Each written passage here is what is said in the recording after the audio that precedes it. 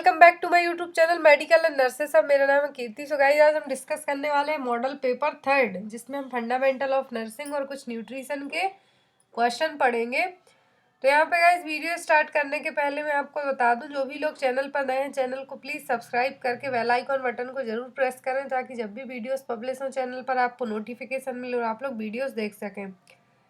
तो अभी तक रिसेंट में राजस्थान सीएचओ तक के एग्जाम है जो कंप्लीट हो चुके हैं। दिवाली भी हो गई, आज भाई दूज भी हो गया। अब हम बात करेंगे MP CHO, MP staff nurse और जो अदर स्टेट के लिए सीएचओ एग्जाम होने वाले हैं। साथ ही साथ दिसंबर में सीआरपीएफ का भी पेपर है एमपी पीवी स्टाफ नर्स के साथ साथ। तो ये क्वेश्चन है जो उन सभी एग्जाम्स में इम्पोर्टेंट रहने वाले हैं। आपने अभी रिसेंट में राजस्थान सीएचओ का पेपर देखा होगा, बहुत ही इजी क्वेश्चन आया था। और इवन मैंने जितने भी क्वेश्चंस पढ़ाए थे उसका 70 to 80% एमसीक्यूज हैं जो उस पेपर में आए थे। बट उसका जो पैटर्न आया था वो हिंदी मीडियम आया था। तो यहाँ पे गाइस, हम जो क्वेश्चन पढ़ने वाले हैं, तो एमपी सीएचओ का पेपर है जो राजस्थान के जैसा बिल्कुल भी नहीं आएगा, क्योंकि अभी तक एमपी सीएचओ में जो भी पेपर हुए हैं इतने ईजी पेपर तो नहीं आए। इसलिए आप लोग थोड़ा सा अच्छे से तैयारी कीजिए। जो भी लोग एमपी सीएचओ और एमपी स्टाफ नर्स का, स्पेशली एमपी व्यापम का पेपर देने वाले हैं, क्योंकि हम बहुत ही जल्दी, जैसे ही एमपी सीएचओ का पेपर होता है, साथ में एमपी सीएचओ के साथ साथ जो एमपी व्यापम के पुराने स्टाफ नर्स के पेपर है मेरे पास और सीआरपीएफ के पेपर है, वो सभी मैं आपको इसी मंथ में प्रोवाइड करा दूंगी, ताकि आपकी एग्जाम के लिए हेल्प हो सके। तो यहाँ पे हम मॉडल पेपर थर्ड पढ़ेंगे, जिसमें फंडामेंटल ऑफ नर्सिंग और न्यूट्रिशन के एमसीक्यूज हैं। सो आई होप आपको वीडियो अच्छा लगे तो एंड तक जरूर बने रहें। जो भी लोग चैनल पर नए हैं चैनल को सब्सक्राइब कर लें। तो यहाँ पे हमारा क्वेश्चन नंबर फर्स्ट है, daily requirement of protein for a 45 kilogram moderate worker lactating mother is. तो एक 45 किलोग्राम एक जो लैक्टेटिंग मदर है, ब्रेस्ट फीड कराती है अपने बेबी के लिए, मॉडरेट वर्कर है, वो ज़्यादा सेडेंट्री लाइफ स्टाइल भी नहीं है उसकी और थोड़ा बहुत काम भी करती है, तो मॉडरेट वर्कर है, 45 किलोग्राम उसका वेट है। तो उसको प्रोटीन की रिक्वायरमेंट क्या होगी? ऑप्शन है 50 ग्राम, 60 ग्राम, 70 ग्राम या फिर 80 ग्राम।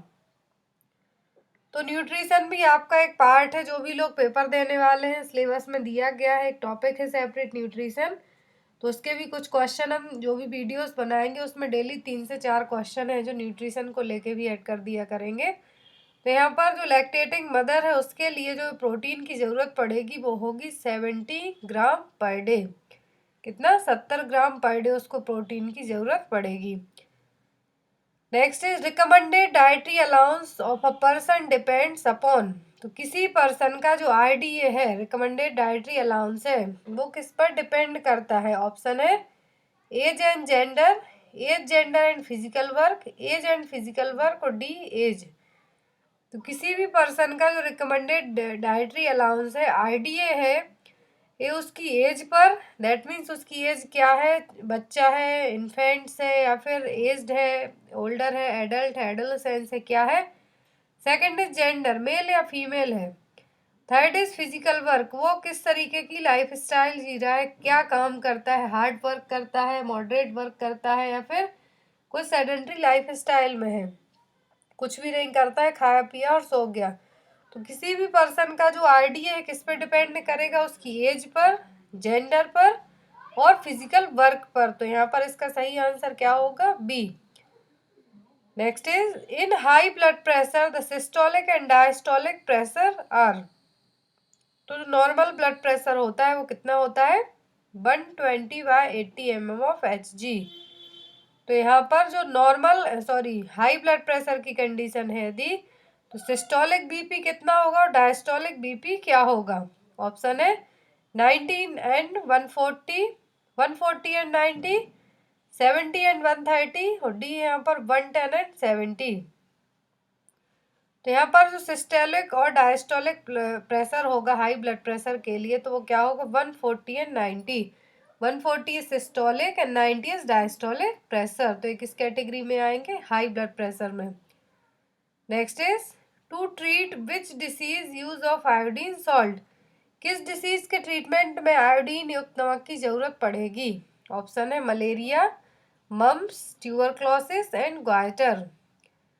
तो इनमें से ऐसी कौन सी डिसीज है जो आपको खाने पीने से रिलेट करती हुई लग रही है, और स्पेशली आयोडीन सॉल्ट से? तो वो होगा ग्वाइटर, घेंगा रोग, जिसको हम हिंदी में कहें तो क्या कहते हैं, घेंगा। तो आयोडीन सॉल्ट के से किसको ट्रीट कर सकते हैं, ग्वाइटर को।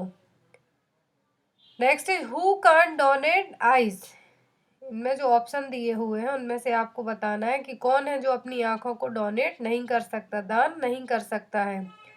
ऑप्शन है person who wears the glasses, person who has cataract, person who has undergone eye surgery, और D all of the above. तो इनमें से कौन सा पर्सन है जो अपनी आंखों को दान या फिर डोनेट नहीं कर सकता है? तो इसमें जो सही आंसर होगा वो होगा D all of the above, क्योंकि जो पर्सन ग्लासेस पहन रहा है दैट मीन्स उसके जो आई लेंसेस है उसमें कुछ प्रॉब्लम है, कैटरैक्ट है मीन्स ओपेसिटी है, एंड थर्ड है उसकी आंखों की प्रीवियसली कोई सर्जरी हुई हो। तो ऐसा पर्सन क्या कर सकता है, अपनी आंखों को डोनेट नहीं कर सकता किसी दूसरे के लिए, ऑलरेडी उसकी आंखें क्या है, पहले से ही प्रॉब्लम्स में रह चुकी हैं। तो यहाँ पर इसका आंसर क्या होगा, D all of the above. Next is what is the colour of the coat और एप्रन ऑफ आशा।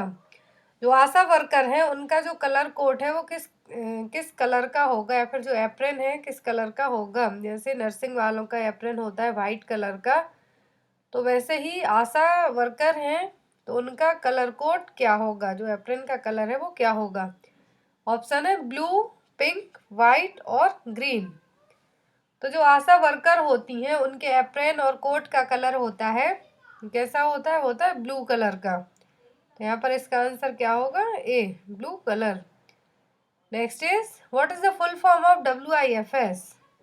WIFS का फुल फॉर्म क्या है। ऑप्शन है women iron and folic acid supplementation, weekly iron and folic acid supplementation, weekly iron and folic acid scheme, और D none of the above. WIFS है जो इसका full form होता है weekly iron and folic acid supplementation.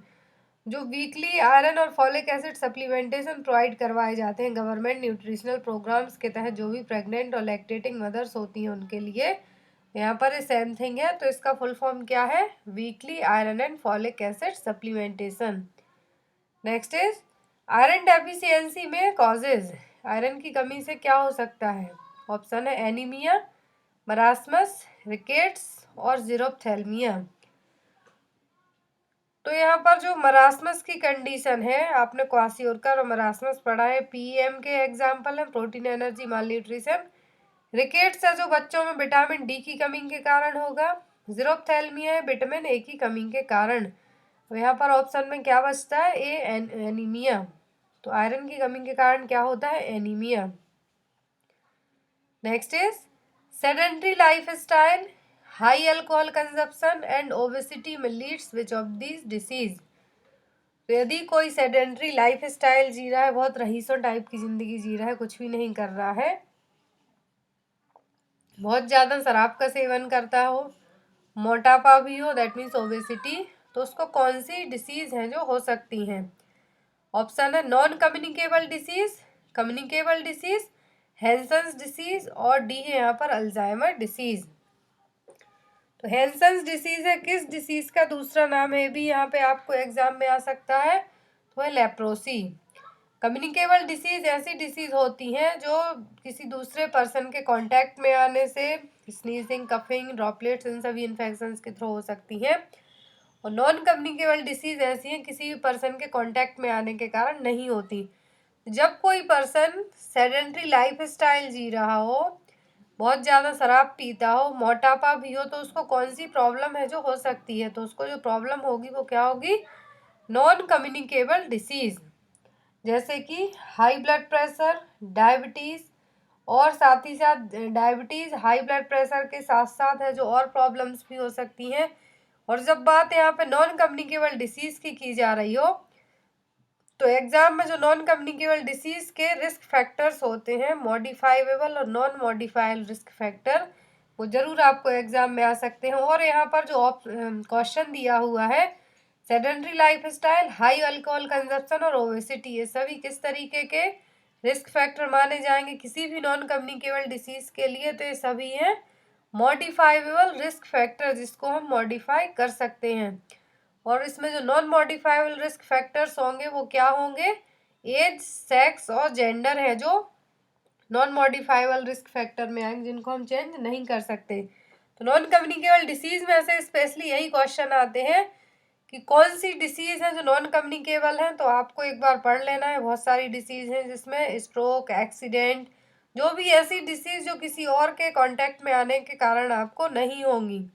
और communicable disease क्या है? 1% to another में स्प्रेड हो सकती हैं। तो वो सभी है जो आपको एक बार रिवाइज जरूर कर लेना है। उसको लेके ऑलरेडी मैं बहुत सारे वीडियोस बना चुकी हूँ नॉन कम्युनिकेबल और कम्युनिकेबल डिसीज को लेके। तो आपको एग्जाम में क्वेश्चन आ सकता है, तो जरूर पढ़ लें एक बार। तो यहाँ पर इसका सही आंसर क्या होगा? Non communicable disease. Next is the program zinc is related to.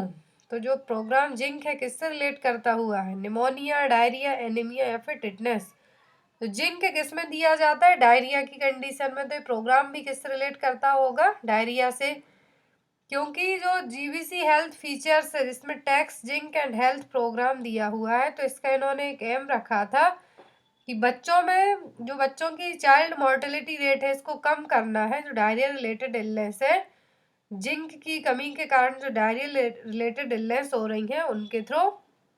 तो यहाँ पर जिंक किससे रिलेट करता हुआ प्रोग्राम है? डायरिया से। डायरिया की कंडीशन किन बच्चों में जनरली होती है? जिनमें जिंक की कमी हो। और डायरिया में है जो क्या बच्चों में प्रोवाइड कराया जाता है ओआरएस के साथ साथ, तो zinc supplements. Next is hospice is the treatment concept for.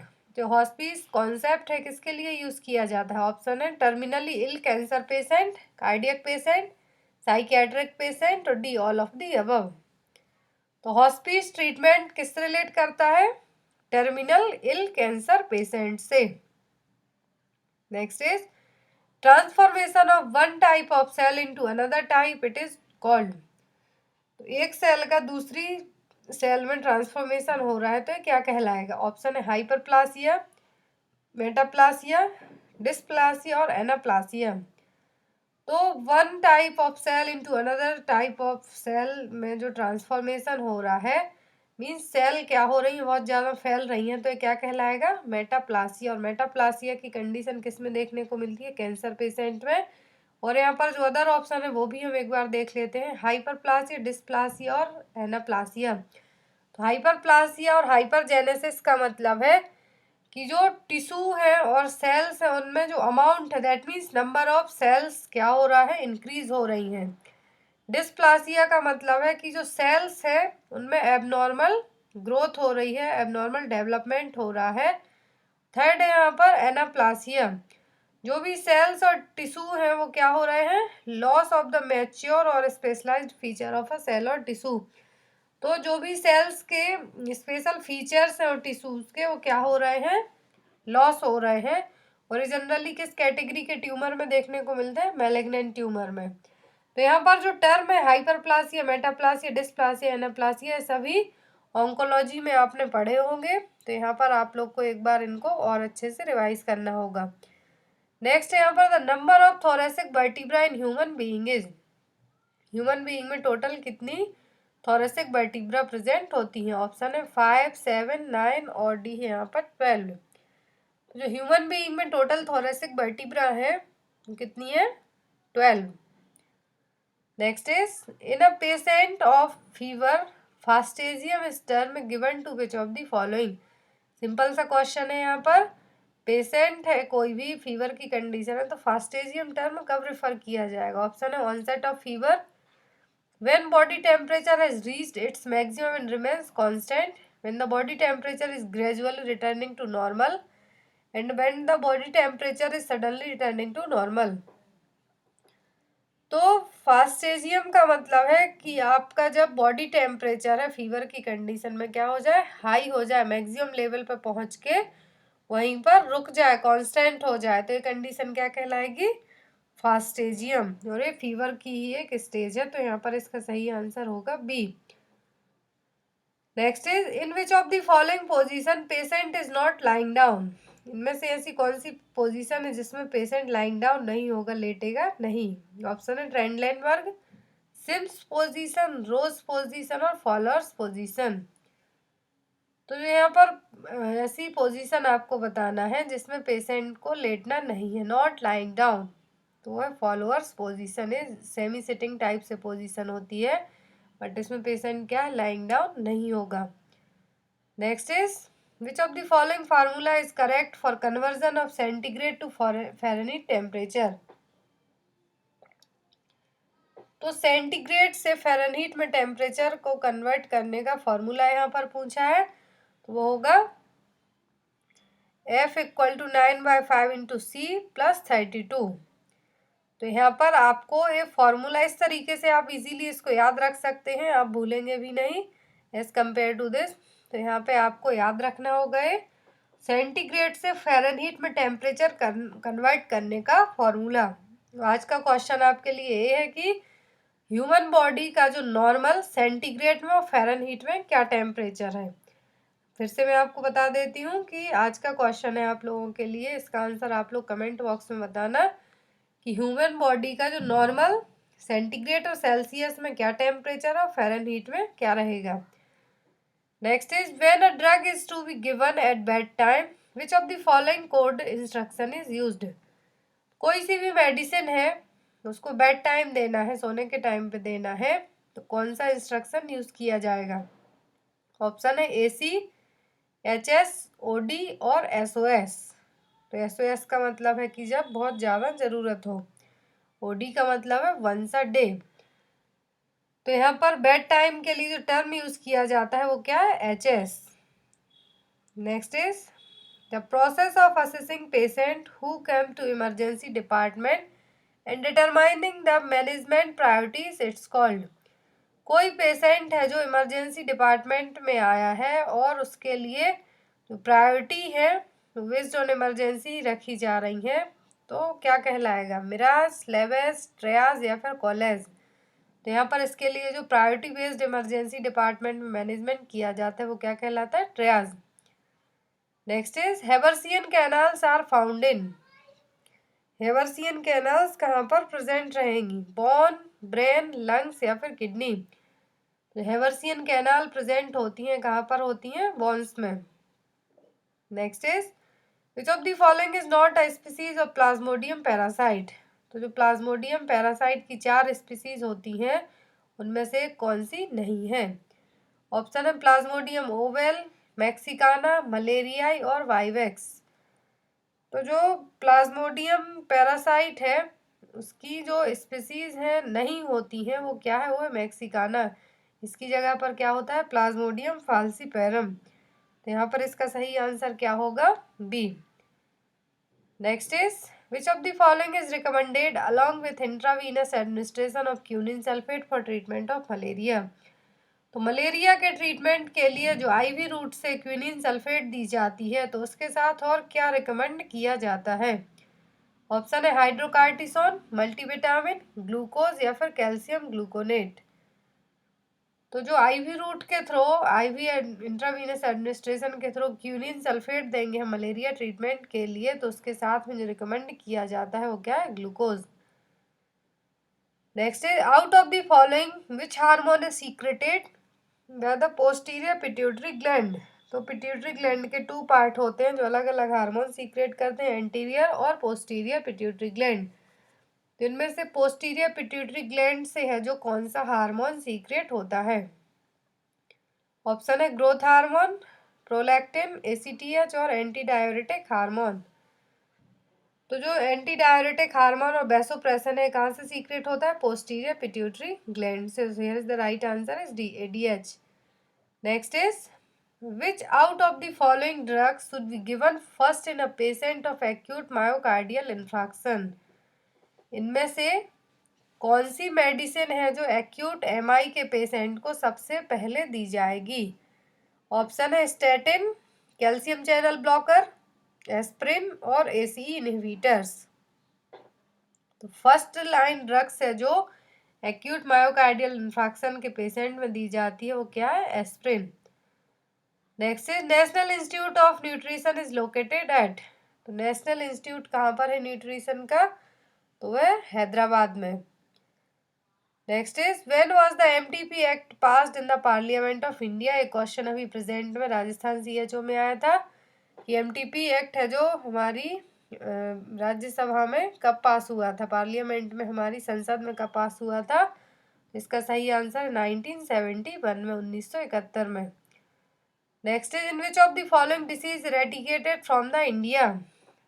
Bharat से कौन सी डिसीज है जो इरेडिकेट हो चुकी है। ऑप्शन है टीबी, पोलियो, मलेरिया और एड्स। तो डिसीज है इंडिया से एट प्रेजेंट इरेडिकेटेड है, वो क्या है, polio. Next is which of the following disease is not transmitted by faeco oral route. इनमें से कौन सी डिसीज है जो फीको ओरल रूट से नहीं ट्रांसमिट होगी। कोलेरा, मीजल्स, टाइफॉइड या फिर hepatitis A.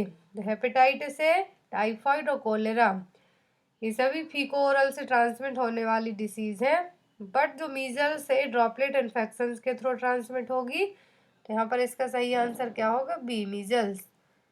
Next is cephalic vein drain into. तो सेफेलिक वेन है कहाँ पर ड्रेन करेगी, जो अपना ब्लड है वो कहाँ पर ड्रेन करेगी। ऑप्शन है brachial when, axillary vein, subclavian vein और आईवीसी। तो यहाँ पर इसका सही आंसर होगा वो क्या होगा, D, IVC, inferior vena cava में। Next is how many calories gives 1 gram of fat. 1 gram fat से कितनी कैलोरी मिलती है। 1 ग्राम कार्बोहाइड्रेट और प्रोटीन से तो 4 कैलोरी मिलती है, बट फैट से बताना है। ऑप्शन है 8, 9, 7, 4। तो 1 ग्राम फैट है जो कैलोरी देता है वो कितनी देता है, 9 किलो कैलोरी।